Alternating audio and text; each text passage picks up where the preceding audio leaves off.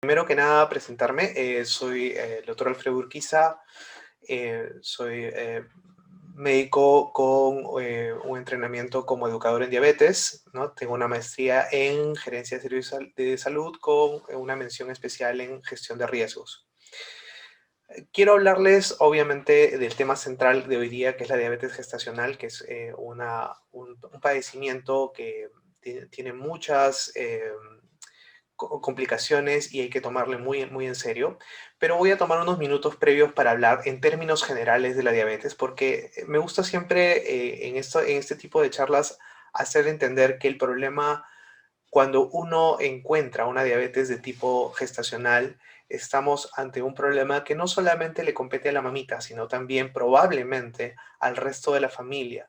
La diabetes es una enfermedad que tiene una carga genética fuerte. Entonces, si ustedes tienen un caso de diabetes eh, del tipo diabetes tipo 2, ¿no? Que le da a los adultos con ciertos factores de riesgo, lo más probable es que la gestante que sea parte de esa familia también esté en riesgo y viceversa. El hecho de que haya una madre gestante también los pone a ustedes como un indicador de que alguien en la familia podría tener factores de riesgo para diabetes. Por eso es tan importante hablar de ambos tipos de enfermedad y tenerlas claras. Entonces, voy a mostrarles primero un dato que es muy, muy importante y es impactante, ¿no? Y es un dato cierto. Al 2021 está determinado, ¿no? Que por complicaciones de la diabetes en general, una persona muere cada 8 segundos en el mundo. Entonces, imagínense lo grave que es esta enfermedad, ¿no? Y cómo está tan ligada al hecho de que las personas en todo el mundo hayan cambiado mucho sus estilos de vida. Y lamentablemente el COVID de alguna forma también nos está llevando a esta situación en la que eh, hemos tenido que cambiar nuestros hábitos. De repente, las personas que salían a hacer ejercicio, a correr, o las personas que, bueno, obviamente todos los días salían a trabajar a su oficina, de pronto se han sentido como que limitados, ¿no? De quedarnos en casa, eh, bajar mucho nuestra actividad física, y eso evidentemente afecta y nos pone en riesgo, ¿no? Entonces, esta cifra que suena tan fuerte es justamente causada por estos cambios en los estilos de vida y en la alimentación.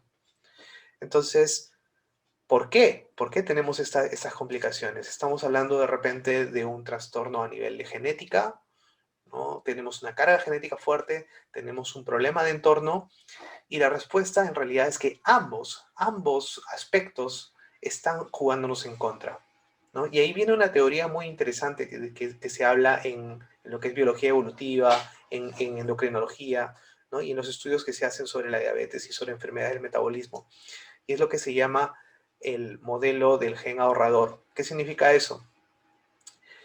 Que evolutivamente, o sea, los cambios genéticos en la especie humana van muy despacio en comparación con el avance de la tecnología y los cambios en los estilos de vida, ¿no? Y los cambios en la sociedad. Es decir, si hace 10.000 años, ¿no? Los seres humanos vivíamos más de la recolección de las frutas, ¿no? De cazar, ¿no? De estar al aire libre, ¿no? Nuestra genética estaba diseñada para eso, ¿no? Para aprovechar al máximo los alimentos, para tenernos siempre en una disposición de rápido uso de la energía, ¿no? Y por lo mismo, ¿no? Porque no teníamos la seguridad de estar en, de tener, digamos, acceso a un supermercado, ¿no? O acceso a comida permanentemente, ¿no? Nuestra genética estaba adaptada a eso y ahorraba energía, ¿no? Por eso se le llama el gen ahorrador, ¿no? Nuestra genética estuvo hecha de esa manera. Entonces, el desarrollo de la tecnología, el desarrollo de la sociedad humana ha ido más rápido que eso. Entonces, estamos ahora frente a regímenes de alimentación que son muy calóricos, a una disminución en la actividad física, a trabajos y actividad económica que es mucho más sedentaria, ¿no? Que salir a cazar alimentos, y eso hace evidentemente que tengamos un exceso de energía siempre, ¿no? En nuestra dieta. Y nuestros genes no se han adaptado a eso, nuestros genes siguen ahorrando, ¿no? Lo que les estoy mostrando aquí es básicamente un estudio que habla sobre eso, que hicimos en el 2003, y donde sí, efectivamente se notaba pues que en promedio la sociedad peruana, sea gente que vive en Lima, ¿no? Que por concepto podría ser un poco más sedentaria que la gente que vive en provincias, ¿no? Tanto la gente de Lima como la gente de provincias tenían lo que se llama el índice de masa corporal, el IMC, ¿no? Lo tenían elevado por encima del valor normal, que es 25. O sea, la mayoría de los peruanos muestreados tenemos sobrepeso, ¿no? Y eso es porque estamos hechos así, lamentablemente, ¿no? Estamos diseñados para tratar de aprovechar la energía al máximo. Entonces aquí hablamos de un equilibrio, ¿no? El equilibrio entre lo que ingresa y lo que se gasta, ¿no? En términos de energía. ¿Y qué es lo que ingresa? La cantidad y la calidad de lo que comemos. Y esto es muy importante sobre todo para las mamitas, ¿no?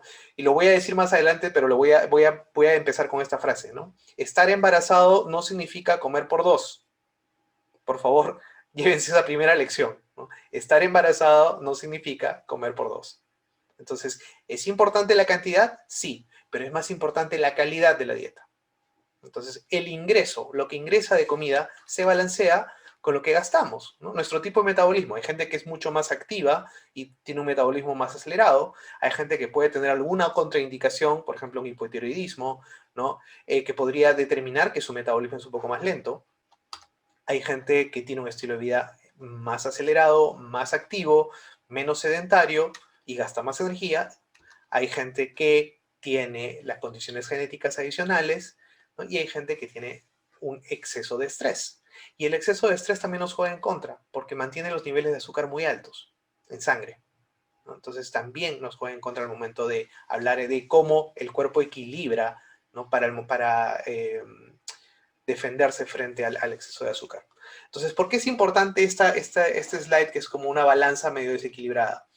Porque justamente la diabetes se produce por este desequilibrio, ¿no? No porque haya más cosas de un lado, sino porque la cantidad de gasto probablemente termina siendo menor que la cantidad de lo que ingresa. Entonces, a pesar de que ustedes ven aquí que del lado del ingreso hay menos cositas, en la realidad la calidad y la cantidad pueden estar jugándonos en contra, ¿no? Y cosas como el estrés, las preexistencias o el estilo de vida sedentario también nos pueden estar jugando en contra porque significan un gasto distinto de la energía, ¿no? Y ese desequilibrio se convierte en lo que llamamos el síndrome metabólico, que es la base de la diabetes, de los tipos de diabetes de los que vamos a hablar hoy día, ¿no?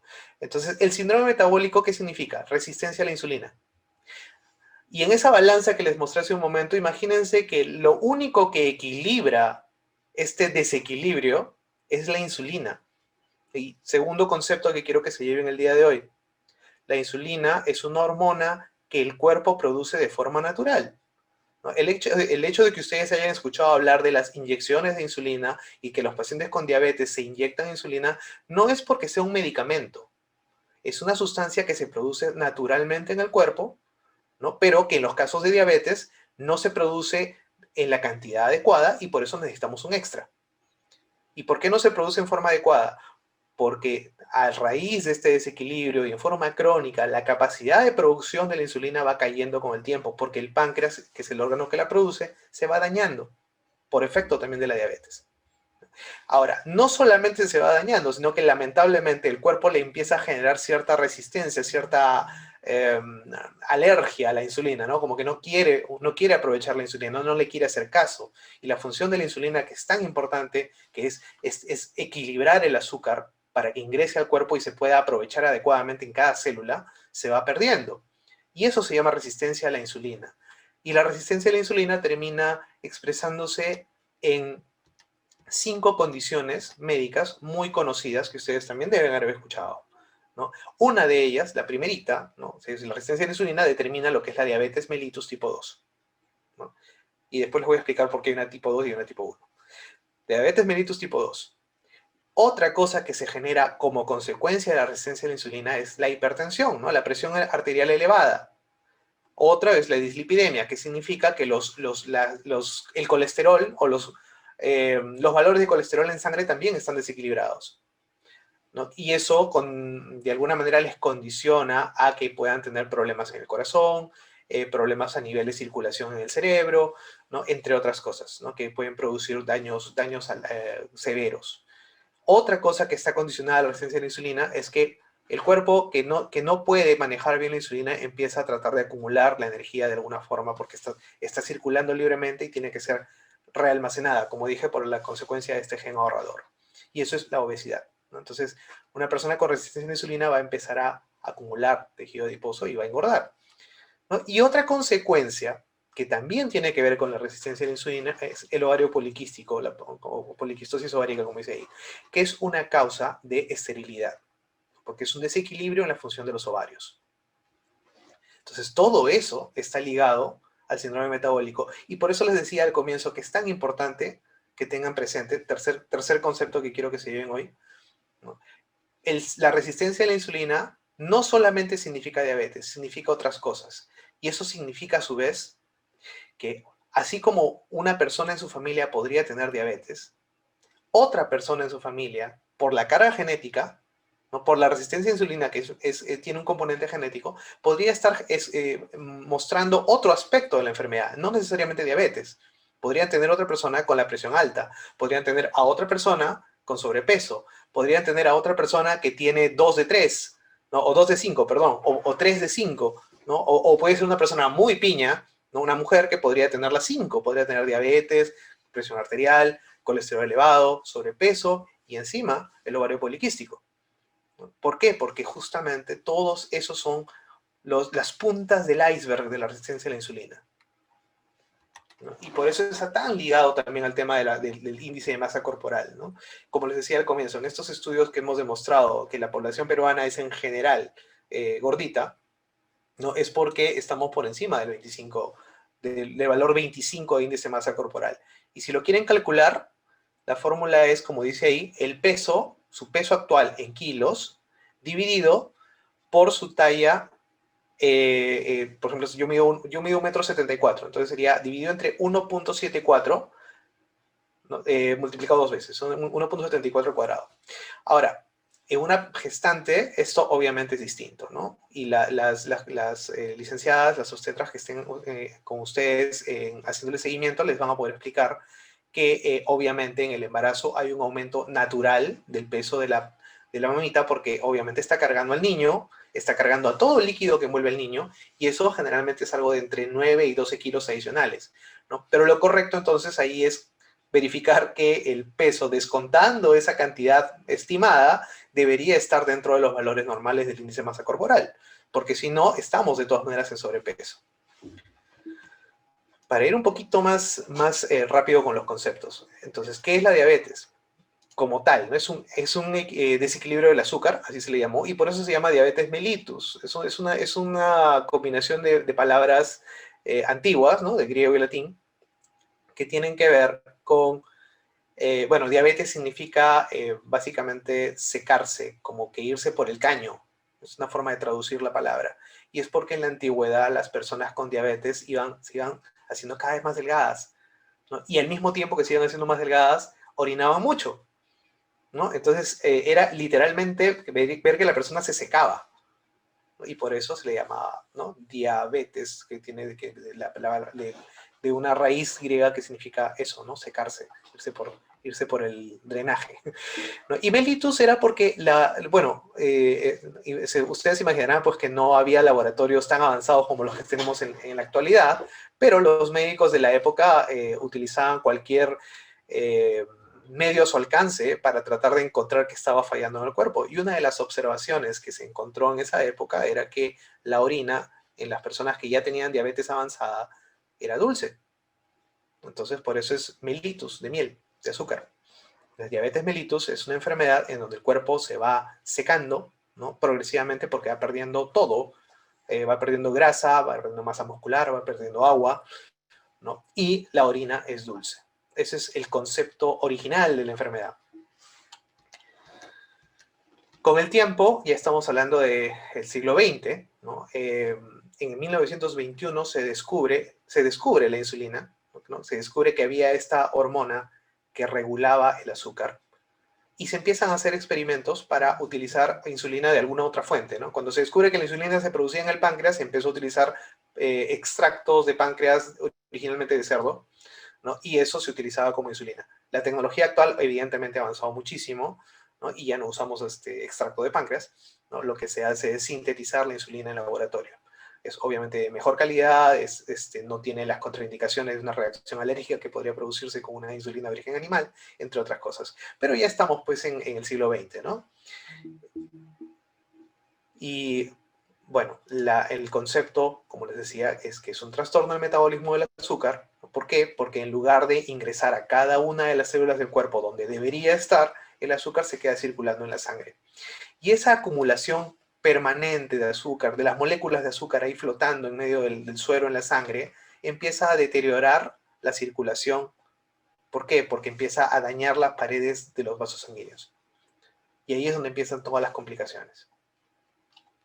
¿Cómo sabemos que una persona tiene diabetes? Diabetes mellitus específicamente, ¿no? Es por lo que se llama una triada, ¿no? O sea, un concepto de tres signos que son clásicos de la diabetes y que afectan a la diabetes 1, a la diabetes 2 y a la diabetes gestacional. Así que de todas maneras esto es válido para las tres condiciones, que es poliuria, o sea, orinar mucho, polidipsia, o sea, tener mucha sed, y polifagia, que significa tener mucha hambre.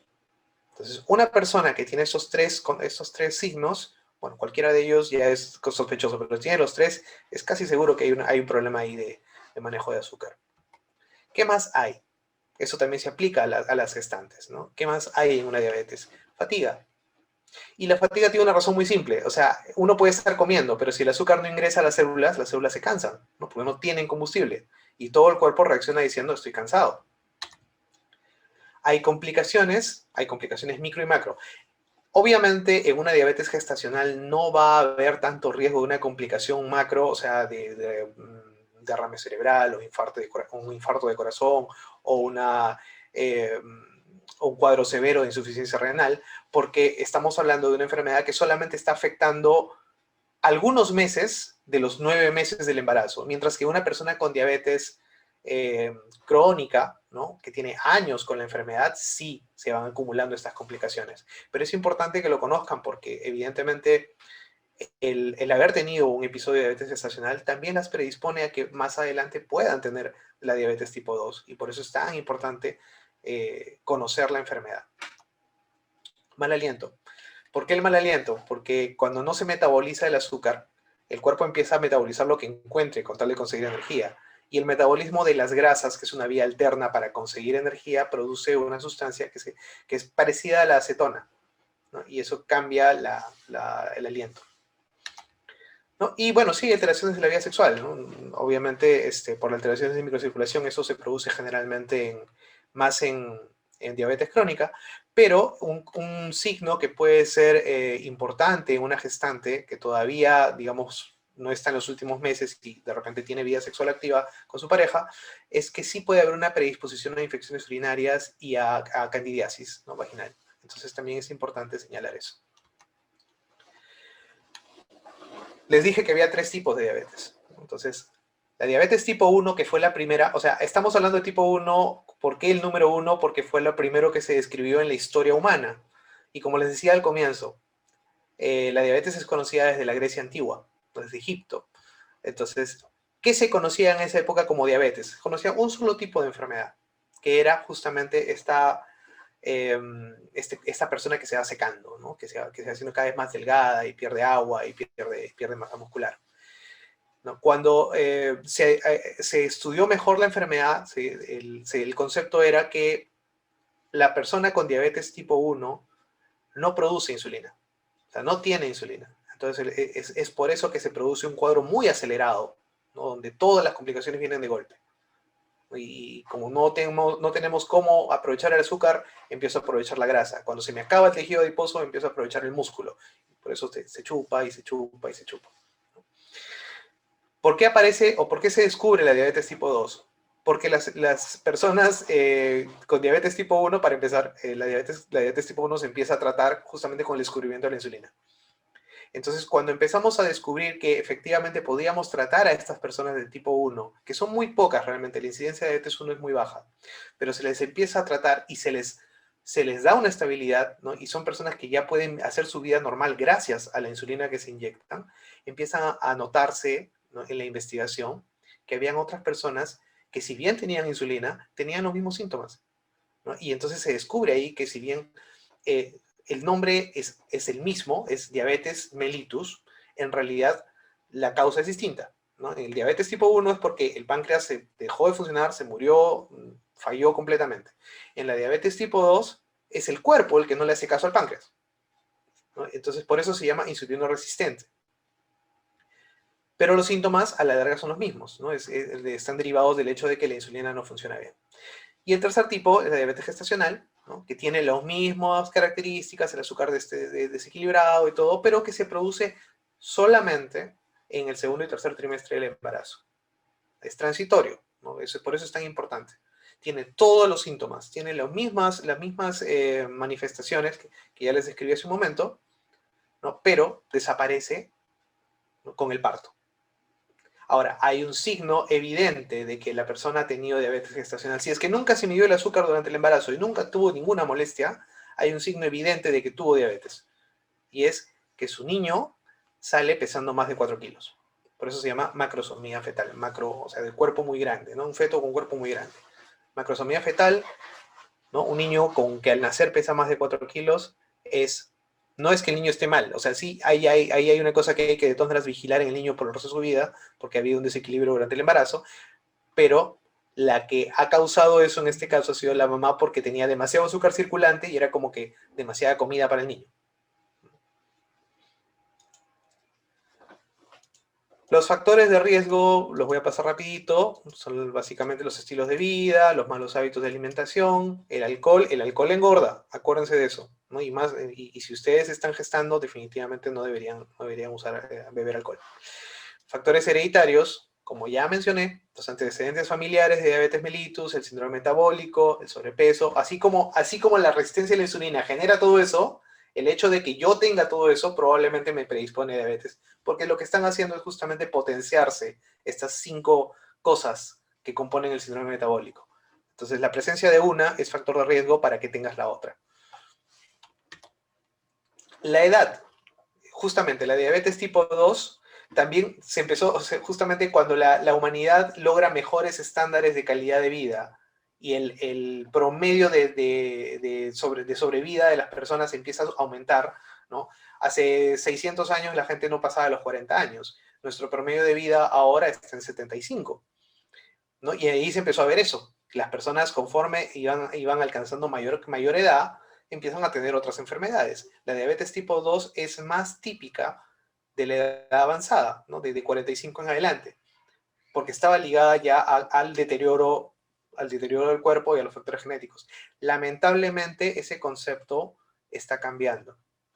Como la diabetes tipo 2 está muy ligada al sobrepeso y a la carga genética, lamentablemente con los cambios actuales de dieta y poca actividad física, estamos teniendo diabetes tipo 2, diabetes de adulto, diabetes por resistencia a la insulina. La estamos teniendo en niños. Y eso es terrible. Eso significa que como sistema de salud estamos fallando. No podemos controlar una enfermedad que solo necesita autocuidado y una conciencia de la enfermedad. Y justamente otro de los factores de riesgo para eso es la diabetes gestacional. Los niños que nacen de una madre con diabetes gestacional tienen una mayor predisposición a hacer diabetes en el futuro. La última línea de este slide que ustedes pueden ver ahí, que es un par de palabras medio raras, acantosis nigricans, es factor de riesgo. ¿Por qué? Porque si lo tienes, es probable que algo de resistencia a la insulina hay. ¿Qué es la acantosis nigricans? Es cuando los pliegues de la piel se colorean, se tiñen de negro o se oscurecen mucho. O sea, no es bronceado, es que realmente la piel se pigmenta de negro. Y lo ves en la nuca, lo ves en los pliegues de los codos, lo ves por encima del lecho de las uñas, o sea, justo donde la uña se mete dentro de la piel, ¿no? Esa zona se puede colorear oscura. Y si nuestra piel normalmente no es oscura, pero empieza a pasar eso, se le llama acantosis nigricans y es un factor de riesgo de resistencia a la insulina. ¿Cuál es el impacto de la enfermedad en general? Hacia el 2014 habían 422 millones de personas en el mundo con diabetes. En el 2020 se estima que ya estamos por encima de los 600 millones. Entonces, estamos hablando de una enfermedad que está tomando prácticamente a un 10% de la población mundial. Y obviamente uno diría, no, pero esto tiene que ver con la grasa, con los estilos de vida sedentarios, y en el Perú no es así porque la gente es un poco más activa. Mentira, lo demostramos hace 20 años, ¿no? La gente en el Perú también tiene malos hábitos alimenticios. La comida peruana es grasosa, la comida peruana puede ser muy rica, pero es hipercalórica. Y si además, si a eso le agregamos que estamos ahorita en pandemia, ¿no? El hecho de estar comiendo muy rico en la casa, pero sin poder salir para hacer ejercicio, nos está jugando en contra. La diabetes causa ceguera, causa insuficiencia renal, infarto de miocardio, accidente cerebrovascular, o sea, derrame cerebral, amputaciones. Todo eso es porque la diabetes va malogrando la circulación, desde lo más pequeñito de los capilares hasta placas en las arterias grandes. Y vuelvo a insistir con esto, porque si bien el tema de hoy es hablar de la gestacionalidad, ¿no? La diabetes gestacional, tienen que recordar que esto, si ustedes, alguna de las mamitas ha sido diagnosticada con diabetes gestacional, tiene que cuidarse de todas maneras después del embarazo. Tiene que estar muy vigilante, porque no porque ya tenga diabetes, sino porque está en factor de riesgo, porque la puede tener después. Y porque alguien de su familia inmediata probablemente ya tenga factores de riesgo también. Y por eso es muy importante que se vayan hoy día pensando, ¿quién de mi familia tiene sobrepeso? ¿Quién de mi familia es muy sedentario? ¿No? ¿Quién de mi familia come mucho? Porque también lo tengo que cuidar.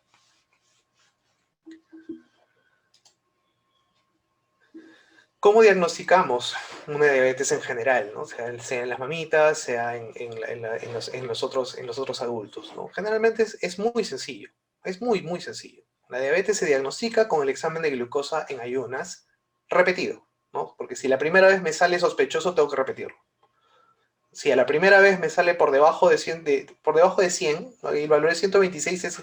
Si yo tengo 126 o más, definitivamente es diabetes. Y por eso lo repito, para estar seguro. Pero si mi examen de ayunas sale por debajo de 100, podemos estar tranquilos. En una persona con gestante, el valor va a estar por ahí, alrededor de 100, de repente un poquito más alto. ¿Por qué? Porque de todas maneras hay una carga adicional de necesidad de azúcar circulante, ¿no? Pero igual, diabetes gestacional sería que mi diagnóstico de ayunas, mi examen de ayunas, esté por encima de 126. Otra forma de medirlo que demora un poquito más, ¿no? Que es la prueba de tolerancia a la glucosa. La prueba de ayunas, que les dije al comienzo, es solamente una muestra de sangre, ¿no? Me pican, sacan sangre, la miden y a los 40 minutos tengo mi resultado. La prueba de tolerancia a la glucosa demora un poco más. ¿Por qué? Porque son varias pruebas seguidas. La toman primero en ayunas, luego le hacen tomar un vasito con agua azucarada, y lo que se mide es, le toman muestra de sangre en diferentes tiempos durante la mañana para ver más o menos cómo sube la curva y cómo vuelve a bajar, porque lo normal es que suba, en todos los seres humanos es así, va a tener que subir porque estamos tomando azúcar, pero el cuerpo lo tiene que regular rápido. Entonces una prueba de tolerancia anormal es cuando no se regula rápido y el azúcar sigue alta. Y eso es también una prueba, no necesariamente que estás con diabetes, pero sí que tienes resistencia ya. Y la tercera prueba, que no se usa como diagnóstico en sí misma, sino más como un mecanismo de control, es lo que se llama hemoglobina glicosilada. Y es la que normalmente le van aparte del primer control que se le puede hacer en el prenatal, ¿no? De azúcar, probablemente a los 3 meses se les podría hacer una glicosilada. ¿Qué es la hemoglobina glicosilada? Todas las personas, todos, tengamos o no diabetes, ¿no?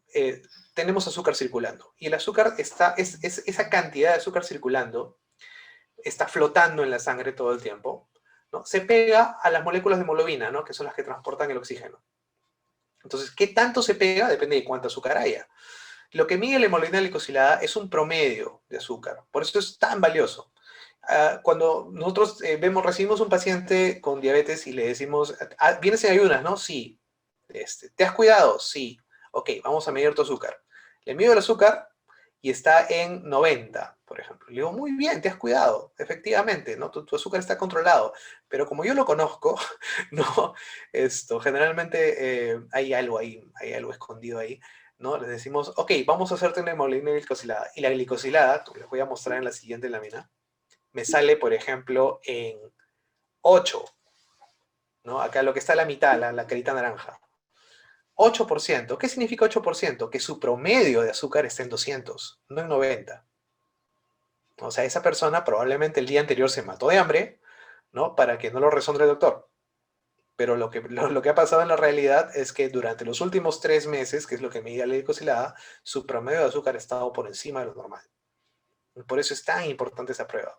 Y es una forma de saber que efectivamente tus metas de tratamiento están yendo bien. Porque lo correcto, lo normal en una persona sana, una persona que no tiene diabetes, es estar por debajo de 6 en glicosilada.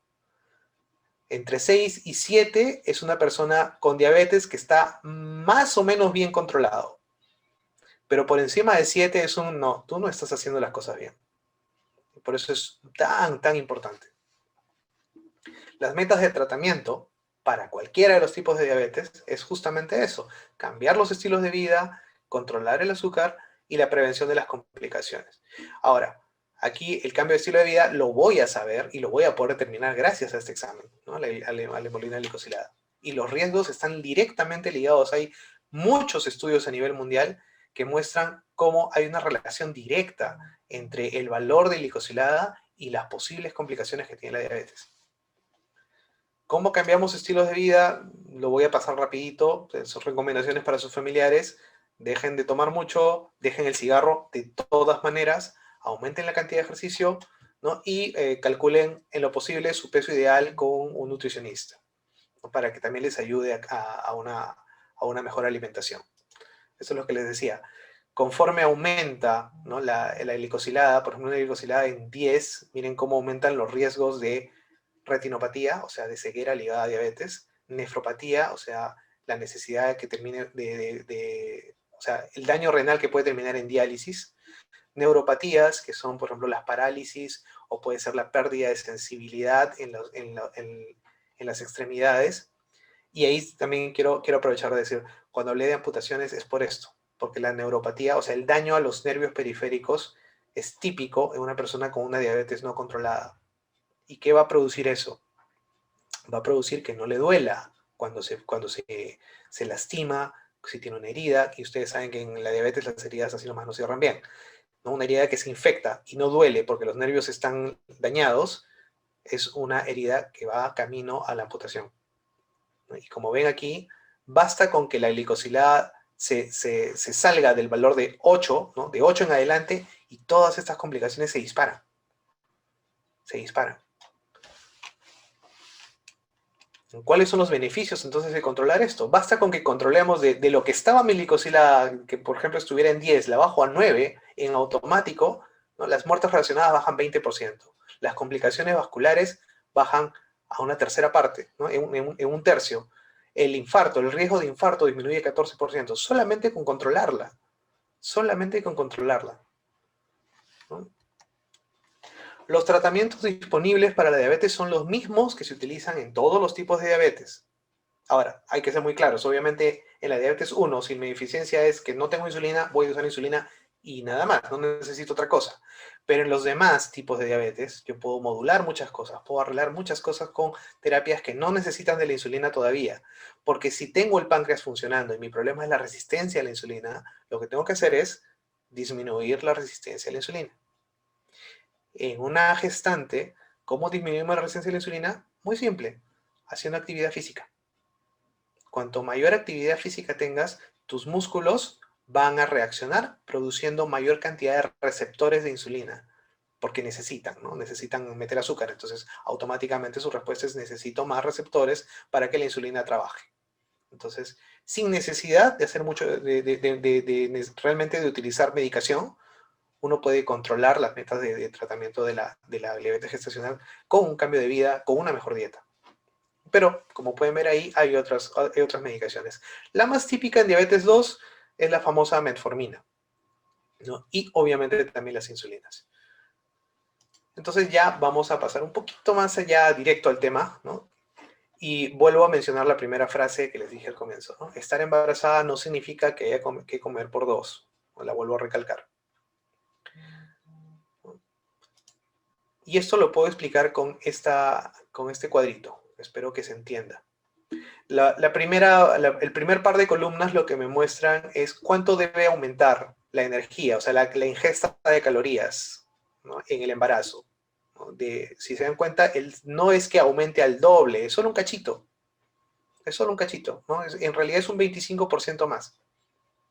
La asociación, o sea, la asociación entre lo que debo comer cuando no estoy embarazada y durante el embarazo no es necesariamente un montón más de comida, es un 25% y que esté bien balanceada, obviamente, ¿no? Obviamente tengo que aumentar las proteínas, obviamente tengo que aumentar el calcio, y ustedes dirán, ¿por qué tanto cuidado? Bueno, sí estás construyendo a otro ser humano. Obviamente no estás construyendo un ser humano del mismo tamaño que tú, ¿no? Es un niño, es un bebé. Entonces, sí necesitas calcio para el esqueleto del bebé, ¿no? Pero obviamente no necesitas tanto calcio como el que usas en tus huesos, en todo tu esqueleto. Entonces, es un aumento, sí, pero ¿de cuánto? De un 50% de la ingesta normal de la dieta.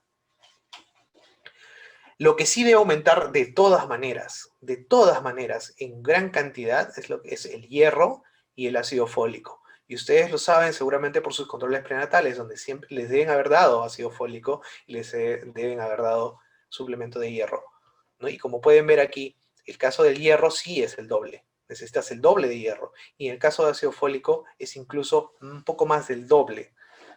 En ambos casos, ¿por qué? Porque estoy produciendo más, necesito que el feto produzca sangre y produzca un buen sistema nervioso. Y eso depende directamente de estos dos elementos. Son parte de la hemoglobina, o sea, son parte de la forma en que se genera hemoglobina en el cuerpo, pero también son parte del desarrollo correcto del sistema nervioso. Y por eso no debe faltar esto en la dieta. Entonces, volviendo al punto inicial, no necesito comer el doble, necesito comer mejor. Si como el doble, lo que estoy produciéndome es un riesgo de hacer diabetes gestacional en lugar de estar realmente dándole una buena alimentación al niño. Voy a ilustrar un poquito mejor esto de la anemia, de la necesidad de estar bien alimentadas con hierro, ¿no? ¿Por qué? Porque la anemia en el Perú lamentablemente sigue siendo un problema, ¿no? Y fíjense que esto no ha ido mejorando. En el 2010, lo de la derecha, lo que está en verde bien bonito, ¿no? Que no está del todo bien porque no todo está verde, es anemia en gestantes, ¿no? Y lamentablemente las madres gestantes con anemia determinan también que su niño podría salir anémico en el nacimiento, ¿no? Y peor aún si no están bien controladas porque la leche materna necesita de la calidad de alimentación de la mamá, ¿no? Entonces hay también una relación directa entre la anemia y el niño. Y lamentablemente esto ha ido progresando. Lamentablemente, como ustedes pueden ver, la anemia en gestantes al 2020 es terrible, ¿no? Y eso significa que la calidad de la leche que reciben sus niños durante los primeros 6 meses de vida también está comprometida, porque son madres que no porque dan a luz van a empezar a comer mejor, al contrario, ¿no? Ya están arrastrando un tema ahí de anemia que lamentablemente también lo sufre el niño. Entonces, me salió un poquito del tema porque me parece muy importante que ustedes se lleven esta lección también. La calidad de la alimentación no es que no solamente las protege de que tengan una diabetes gestacional, está protegiendo a su niño para el resto de su vida. Les había mostrado esta lámina del equilibrio alterado. Bueno, en el embarazo esto tiene una alteración adicional y este causante, el culpable de esa alteración es la placenta. Porque la placenta, por encima de lo que ustedes están viendo ahí, produce hormonas placentarias, ¿no? Que generan un aumento en el tejido adiposo porque empiezas a acumular un poquito más de reservas, ¿no? El mismo embarazo produce una disminución de la actividad en los últimos meses, ¿no? Y hay un aumento en las calorías por la dieta, de nuevo, si es que la dieta no se lleva bien. Entonces, todo eso sigue desequilibrando, ¿no? Ese brazo que ya estaba medio caído por un lado ahora se fue completamente. Entonces, vuelvo a decir, la única cosa que regula el azúcar en el cuerpo frente a todos estos ataques es la insulina. Entonces solamente hay una hormona en el cuerpo que le hace el pare a todos los ataques metabólicos que tenemos. Entonces imagínense cuando le metemos más enemigos, ¿no? Más carga, más elementos en contra. Estamos haciendo que el cuerpo desequilibre muy rápidamente, ¿no? Claro, la diabetes gestacional es solamente unos meses, pero imagínense toda la carga metabólica que se producía en esos meses por este aumento exagerado de estresores, ¿no? Del metabolismo. ¿Qué es entonces esta diabetes? Es una regulación del metabolismo que está ligado al incremento de la resistencia a la insulina por todas estas cositas que se metieron en la balanza, ¿no? Que puede llegar hasta un 10% de los embarazos. La media está entre 4 y 5, pero dependiendo del país puede llegar hasta 10% de los embarazos. Y que tiene impactos futuros, no solamente en la madre, ¿no? Que genera este factor de riesgo ya para una diabetes tipo 2 en el futuro, sino que también predisponen cambios en el metabolismo del niño que se han generado durante todo el tiempo que ha estado dentro del útero, ¿no? Y por eso se produce estos niños con alto peso al nacer, ¿no? La macrosomía, pero además hay una complicación ahí severa que puede ser lo que se llama hipoglicemia neonatal. Es decir, un niño que de pronto sale al medio ambiente, ¿no? Ha estado todo el tiempo rodeado de una gran cantidad de azúcar en el cuerpo de la madre y de pronto sale y no tiene esa cantidad de azúcar, pero sí tiene la insulina que estaba como que haciéndole el pare a ese ataque adicional de azúcar de la madre, de pronto desarrolla lo que se llama una hipoglicemia, una caída brusca del azúcar que le puede producir daño cerebral, es hipoglicemia neonatal, que está condicionado al hecho de que no hubo un control en el azúcar en la mamá. Eso es hipoglicemia en el recién nacido.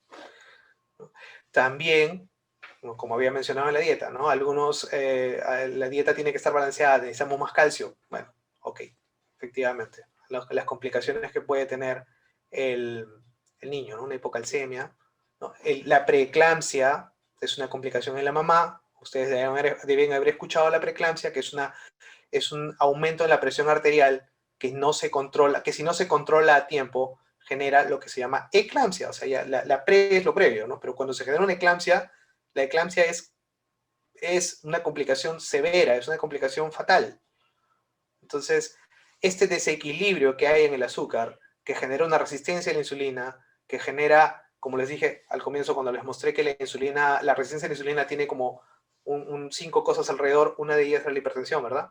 Ya, imagínense, entonces la preeclampsia es un aumento de presión arterial, ¿no? Entonces, en la diabetes gestacional tenemos todas estas cositas, pero están un poco aceleradas porque hay una gran cantidad de elementos de estrés adicional. Entonces, la preeclampsia se puede generar como resultado de una diabetes gestacional.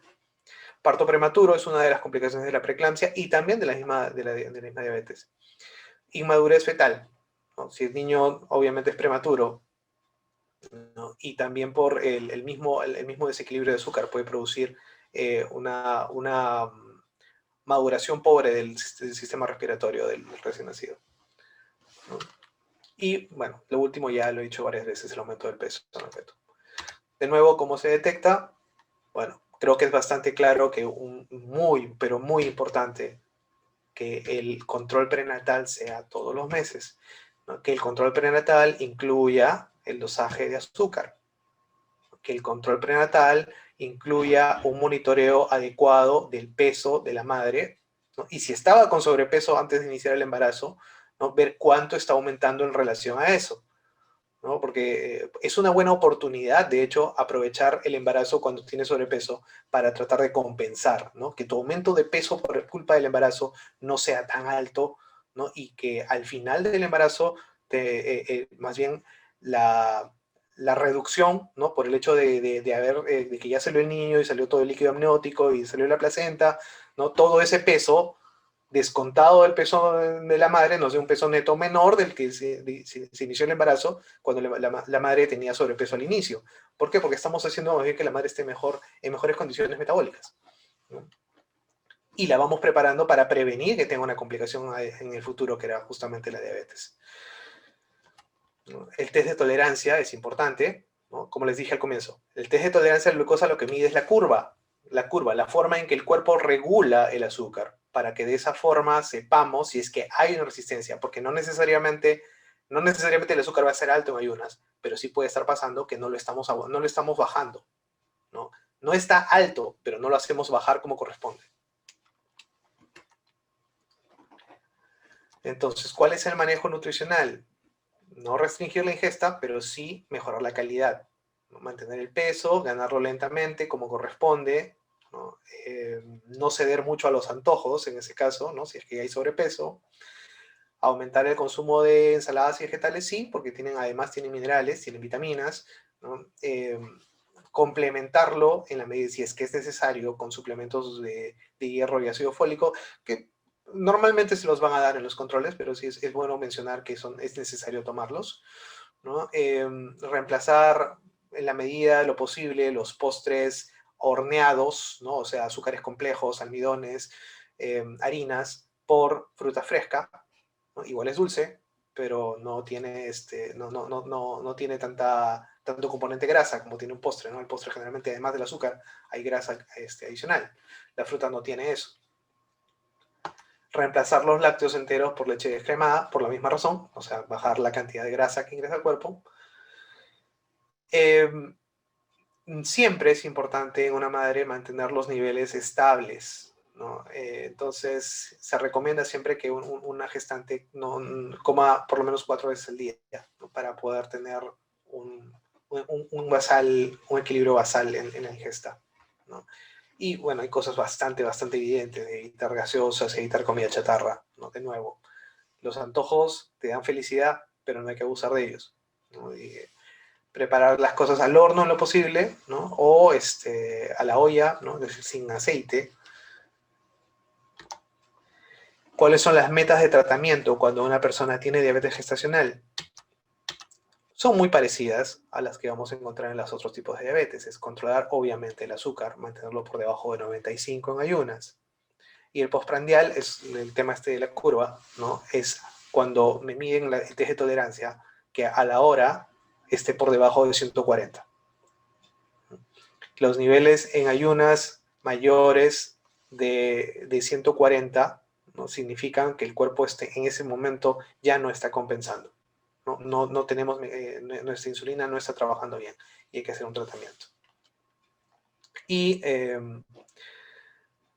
si bien el peso ideal en personas no gestantes está por debajo del 25 en el índice de masa corporal, en gestantes podría manejarse como límite teórico no 25, sino 30, ¿no? Porque evidentemente hay un aumento de peso y es lógico. Entonces hay que usar otra escala ahí, ¿no? Pero por encima de 30 en una gestante ya estamos hablando de un factor de riesgo también.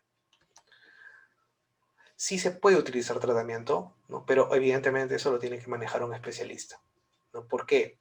Es muy peligroso utilizar insulina en una gestante si es que no está correctamente monitoreada. Y igual, las sulfonilurias no son tóxicas para el bebé, pero sí producen hipoglicemia, porque estimulan al páncreas. Entonces tampoco es cuestión de simplemente de utilizar la primera pastilla que me recomienden.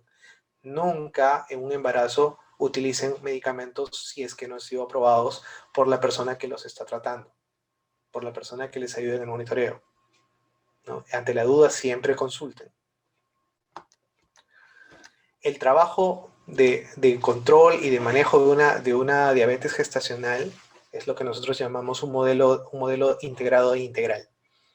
Integrado porque al mayor nivel de complejidad del cuadro, vamos a pasar de que el paciente se autorregule o se autocontrole, se automonitoree, a que la familia apoye, ¿no? Con una mejor dieta, ayudándola de repente a tener una actividad física, ¿no? Si es que necesitas algo más, entra el sistema de salud a trabajar ahí, ¿no? El médico tratante, la obstetra, ¿no? La comunidad para generar una conciencia también de la importancia de esta enfermedad. Y lo integral en el sentido de que no solamente se trata de estar yendo al hospital, ¿no? La integralidad significa que yo podría utilizar clubes de madres, asociarme o reunirme con personas que han tenido la enfermedad o que conocen de la enfermedad para que me den recomendaciones de dieta, de ejercicios, o sea, cosas que salen del sistema de salud, pero que sí se complementan contigo. Por eso es tan importante que tengamos la conciencia de qué tenemos que hacer frente a esta enfermedad, ¿no?